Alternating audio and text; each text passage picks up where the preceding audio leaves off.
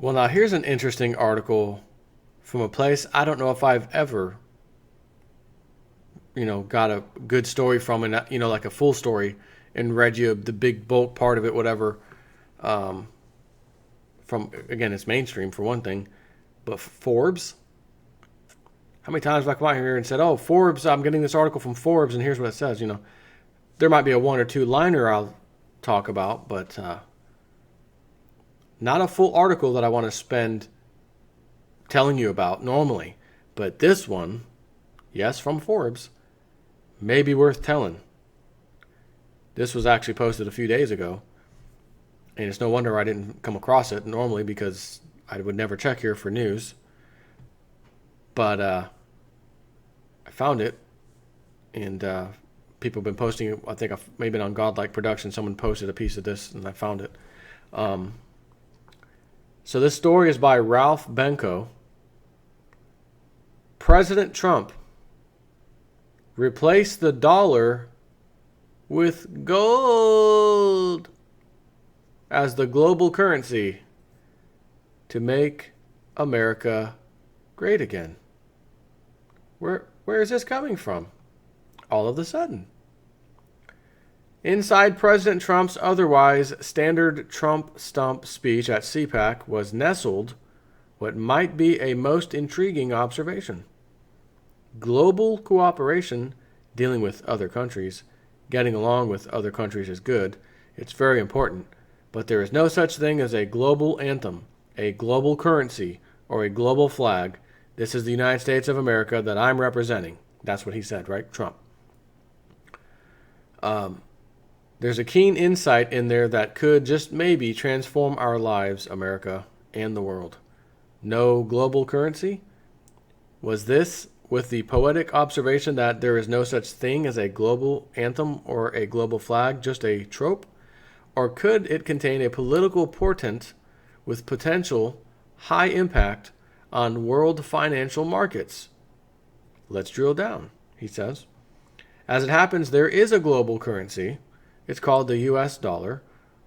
Most international trade is priced in dollars. The Bretton Woods International Monetary System invested the dollar, which then was defined as, and intentionally, internationally, was legally convertible to gold at the time for $35 an ounce with global currency status. France's then finance minister, later its president, Valéry Giscard d'Estaing, called the reserve currency status of the dollar, its status along with gold, as global currency, an exorbitant privilege. You got that right. By this, d'Estaing was alluding to the fact, as summarized at Wikipedia, that as American economist Barry Itchengreen summarized it, it costs only a few cents for the Bureau of Engraving and Printing to produce a $100 bill. But other countries had to pony up $100 of actual goods in order to obtain one. That privilege, which made great sense during the period immediately after World War II, became a curse. In 1971, President Nixon, under the influence of his Svengali-like Treasury Secretary John Connally, suspended temporarily the convertibility of the dollar into gold. That closure proved durable instead of temporary. The dollar became, and remains, although I don't know for how long, the world's global currency. What had been an exorbitant privilege devolved into an exorbitant liability, as my former professional colleague, John D. Mueller, of the Ethics and Public Policy Center, formerly Representative Jack Kemp's chief economist, by the way, writing in the Wall Street Journal, in Trump's Real Trade Problem is Money, recently and astutely observed, quote, a monetary system based on a reserve currency is unsustainable. Since foreign official dollar reserves, for example, are acquired and must be repaid in goods. In other words, the increase in official dollar reserves equals the net exports of the rest of the world, which means it must also equal U.S. international payments deficits, an unsustainable situation. In other words, if President Trump wishes to address America's merchandise trade deficit, balanced to perfection, of course, by a capital accounts surplus, he will find that allowing the dollar to be used as the global currency is the real snake in the economic woodpile. The dollar's burden as the international reserve currency, not currency manipulation by our trading partners or bad treaties, is the true villain in the ongoing melodrama of crummy job creation. Mueller's Wall Street Journal column enumerates the three options open to President Trump. Hint, it's the third option you're going to like. First option would be muddle along under the current dollar standard, a position supported by resigned foreigners and some nostalgic Americans, among them Brian Riley and William Wilson of the Heritage Foundation and James Pethukowski at the American Enterprise Institute. Number two, you could do turn the IMF, International Monetary Fund, into a world central bank issuing paper such as special drawing rights, SDRs, reserves, as proposed in 1943 by Mr. Keynes. You know that, Keynesian. People out there who like his view, which is not good. Since the 1960s by Robert A. Mundell, and in 2009 by Zhao Zhaochuan, governor of the People's Bank of China. Drawbacks. This kind of standard is highly political, and the allocation of special drawing rights essentially arbitrary, since the IMF produces no goods. Third option. Adopt a modernized international gold standard as proposed in 1960s by Rueff and in 1984 by his protege, Louis E. Lerman, and then Representative Jack Kemp. So if we were to muddle along, the first choice would, of course, be entirely antithetical to Trump's promise to make America great again.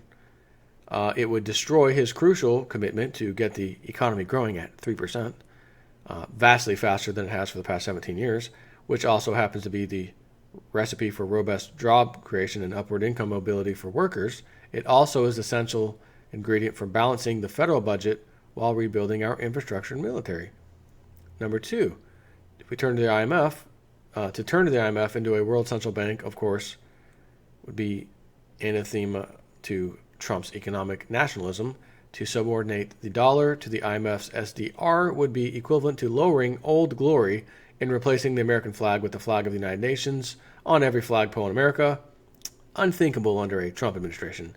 That leaves the third option, to adopt a modernized international gold standard as proposed in the 1960s by Rueff and in 1984 again by his protege Louis E. Lerman, and then Representative Jack Kemp, whose eponymous foundation I advise, he says. To this one should add, as Forbes.com contributor Nathan Lewis has shrewdly observed, the removal of tax and regulatory barriers to the use of gold as currency. As I have repeatedly observed, Donald Trump shows a strong affinity for gold. He has also shown a keen, intuitive grasp of how the gold standard was crucial to having made America great. Donald Trump said, "We used to have a very, very solid country because it was based on a gold standard." He told WMUR television in New Hampshire in March of last year. But he said it would be tough to bring it back because we don't have the gold. Other places have the gold. Unless he's finding out now, as Mr. President, we actually do have some gold. And if it's like Big Swear says, it's an enormous amount of gold. Trump's comment to GQ, bringing back the gold standard would be very hard to do, but boy, would it be wonderful. We'd have a standard on which to base our money, he said. Trump has been misled to believe that we don't have the gold. Other places have the gold. In fact, the United States, Germany, and the IMF together have about as much gold as the rest of the world combined, and America has well more than Germany and the IMF combined. Note, this column has been updated to clarify that the United States has well more gold than Germany and the IMF combined, but not, as originally stated, more than twice as much. Oh, thanks. We have the gold. Bringing back the gold standard would not be very hard to do. So, we got another page here. What do we got? Trump's politically unique intuition that we used to have a very, very solid country because it was based on the gold standard is no trivial matter. It is true, and as he has written elsewhere. So I think, I'm just going to say this, I'm pretty sure we're going back to that gold standard in some way, shape, or form, whether it's us alone or us doing it, China doing it, Russia doing it, other countries doing it with us, or a mixture of the IMF thing where we decide to use a single currency unit backed by gold. All I know is what comes next, according to my historical research, says gold, precious metals, etc., have to and will back the next currency. That's what history says. Because after an implosion of the financial debt system, which is out of control, nobody's going to say in their right mind, let's just do it over again the same way we did it. And we'll see how long we last. People don't like short-term solutions. We want to know, this big crisis happened. Nobody saw it coming, even though we did. Nobody knew this would ever happen. Yes, we did. But they don't know that, the average person. They believe what they're told. It was a one-off, etc. So when it's a one-off, we want a solution so that this never happens again. Okay, we heard you. Here's the solution. And it goes back and forth through a cycle. It is gold. It's always gold. All roads lead to gold, precious metals, etc. So we now have a Forbes article telling Mr. President, back the currency by gold. Back it with gold, Mr. President. Forbes. Really? That sounds a little bit out of place to me, if I don't mind saying so. But when I see a big name like Forbes saying it, and it's in alignment with what I think I know, what I've been studying all these years, it's worth repeating. Take care.